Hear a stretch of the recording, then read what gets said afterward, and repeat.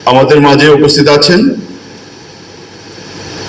শিক্ষা মন্ত্রণালয়ের কারিগরি মাদ্রাসা এবং কারিগরি বিভাগের সম্মানিত অতিরিক্ত সচিব, উপস্থিত আছেন ঢাকা শিক্ষা বোর্ডের সম্মানিত চেয়ারম্যান,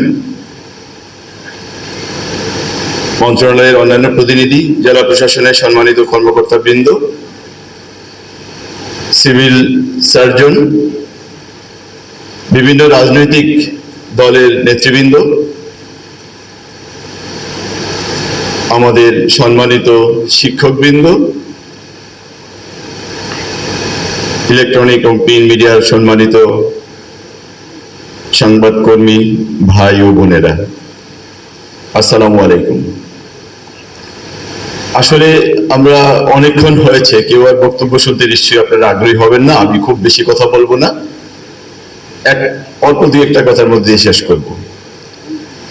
আমরা এখানে অনেক কথা শুনেছি, আমাদের অনেক রিসোর্স পার্সন ছিলেন আমাদের এখানে। যে নারায়ণগঞ্জ কলেজের সম্মানিত অধ্যক্ষ,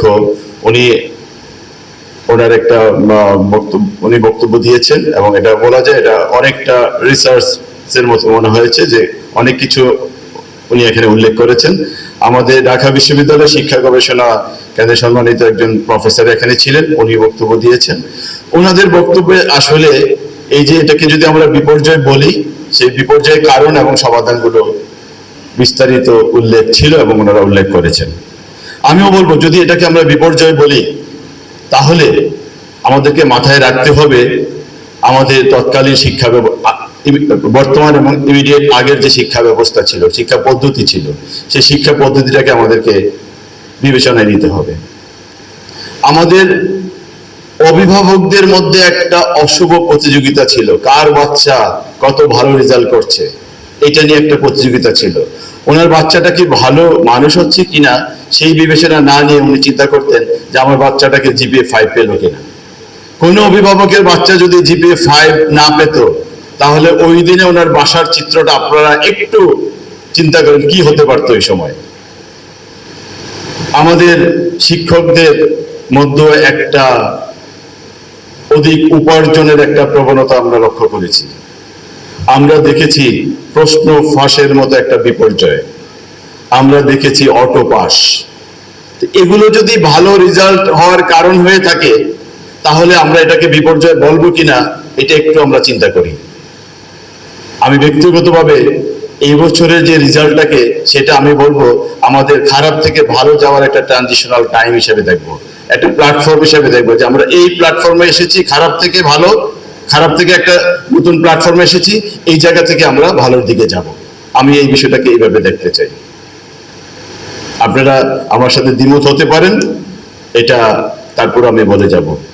আমাদের বিগত কয়েক বছর আগে থেকে আমি যদি দুইটা বিষয়ের কথা উল্লেখ করি, একটা হলো আমাদের কোভিড-19 যে সময়টা, আর হলো আমাদের 24-এর ছাত্র আন্দোলন বা যেটাকে আমরা আন্দোলন বলি, আন্দোলনটা। এই দুইটা সময়ে আমাদের শিক্ষার্থীদের একটা মনস্তত্ত্বের একটা পরিবর্তন এসেছে। আমরা কি এই মনস্তত্ত্বটাকে নতুন করে অ্যাড্রেস করার সময় কি আমাদের সামনে এখন এসছে না? আমি বলবো এসছি। আমাদের এই জায়গাটাকে অ্যাড্রেস করতে হবে। আসলে শিক্ষার্থীরা কি চায়? এখানে আমাদের বোর্ডের চেয়ারম্যান মহোদয় আছেন। আমি আগের যে স্টেশনটাতে ছিলাম, উনিও ওনার অফিসটা ওই এলাকায়। সো ওনার সাথে আমার একাধিকবার এগুলো নিয়ে কথা হয়েছে। আমি একটা বিশ্ববিদ্যালয়ে আমার এরিয়ার মধ্যে ছিল, সম্মানিত উপাচার্য মহোদয়ের সাথে আমার কথা হয়েছে।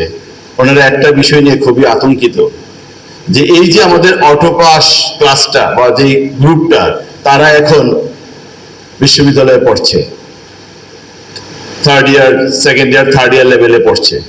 তাদের মনস্তত্ত্ব নিয়ে তারা খুব চিন্তিত, তারা কি চায়, তারা কি আচরণগুলো করছে, এগুলো নিয়ে তারা খুব চিন্তিত। আমি বিস্তারিত যাব না। আমি মনে করব যে আমরা যে আলোচনাটা আজকে করলাম, এটার মধ্য দিয়ে আমাদের অনেক সমাধানের পদ্ধতি এখানে বলা হয়েছে।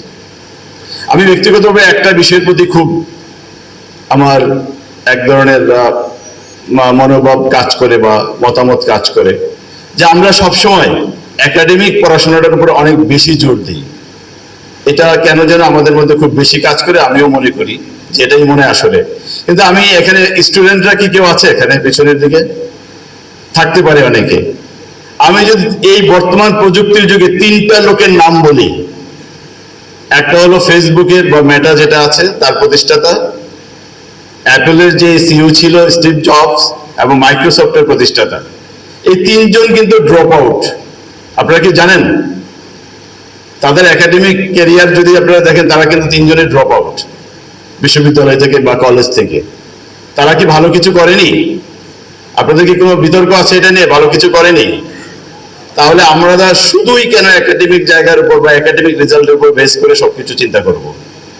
এটা আমাদের যারা আছেন, আমার কাজ না এটা, আমি আইন শৃঙ্খলা নিয়ে কাজ করি, তারপরে শিক্ষা যেহেতু সচেতন একজন মানুষ সমাজের, সেই জায়গা থেকে বললাম যে এগুলো আমাদের বিশ্লেষণের সময় এসেছে।